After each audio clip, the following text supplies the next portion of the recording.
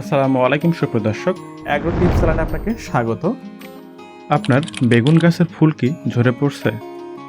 বেগুন গাছের পাতা কি হলুদ হয়ে যাচ্ছে বা পাতার কিনারা পুড়ে যাওয়ার মতো হয়ে যাচ্ছে?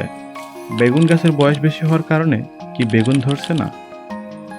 আর চিন্তা নেই, আজকের এই ভিডিওতে এমন একটি দ্রবণ তৈরি করে দেখাবো যা আপনার বেগুন গাছে প্রচুর ফুল আনবে এবং পাতা হলুদ হয়ে যাওয়া রোধ করবে ও বুড়ো বেগুন গাছেও বেগুন ধরাবে। পাশাপাশি আপনার মরিচ গাছের পাতা কি কুঁকড়ে যাচ্ছে? মরিচ গাছের কি ফুল ঝরে পড়ছে?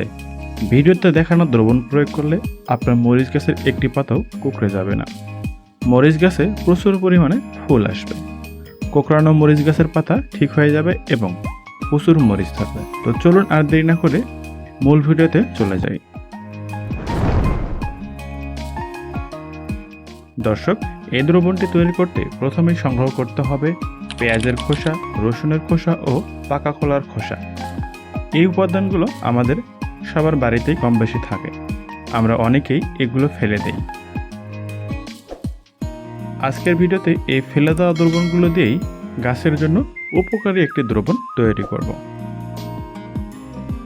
একটি মগে 1 লিটার পানি নিতে হবে। পানিতে পেঁয়াজের খোসাগুলো ভিজিয়ে রাখতে হবে। পেঁয়াজের খোসা ভেজানো পানিতে প্রচুর পরিমাণে পটাশিয়াম ও সালফার থাকে, যা গাছের ফুল ফল ধরাতে অত্যন্ত প্রয়োজনীয়। এরপর এই দ্রবণের সাথে মেশাবো পাকা কলার খোসা। কলার খোসাগুলো এভাবে ছোট ছোট টুকরো করে কেটে নেবেন। এবার পানিতে দিয়ে খুব ভালোভাবে মিশিয়ে নিন। দর্শক, সব শেষে দ্রবণটির সাথে মেশাতে হবে সামান্য পরিমাণে লেবুর রস। দর্শক, এবার এই দ্রবণটিকে ছায়াযুক্ত স্থানে 2 দিন রাখতে হবে।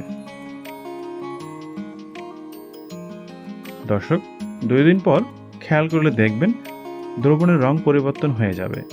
এরপর একটি কাঠি দিয়ে ভালোভাবে নাড়াচাড়া করে নিন। মিশ্রণ থেকে তরল অংশটুকু আলাদা করে নিতে হবে।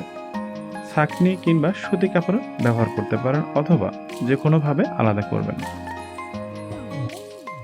দর্শক, এরপর এই দ্রবণের সাথে আরও 2টি উপাদান মেশাতে হবে। চলুন দেখে নেই। প্রথমে যে উপাদানটি মেশাতে হবে তা হচ্ছে থিওভিট। 1 লিটার মিশ্রণের জন্য 1 চামচ পরিমাণ থিওভিট নিতে হবে। এটি দ্রবণের সাথে খুব ভালোভাবে মিশিয়ে নেবেন। দেখুন আমি কিভাবে করছি।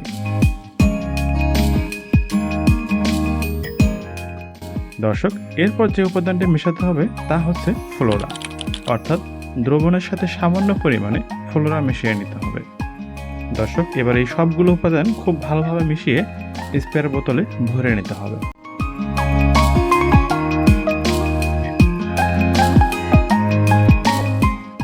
এবার এই স্প্রেয়ার বোতলে আরও 1 লিটার পরিমাণ পানি যোগ করতে হবে, অর্থাৎ 1 লিটার দ্রবণের সাথে 1 লিটার পানি মেশাতে হবে।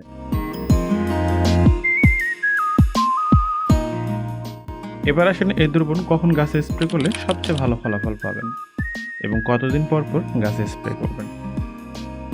দর্শক, দ্রবণ স্প্রে করার উত্তম সময় হচ্ছে বিকেলবেলা, অর্থাৎ 5টার পর। সম্পূর্ণ গাছ ভালোভাবে ভিজিয়ে স্প্রে করবেন।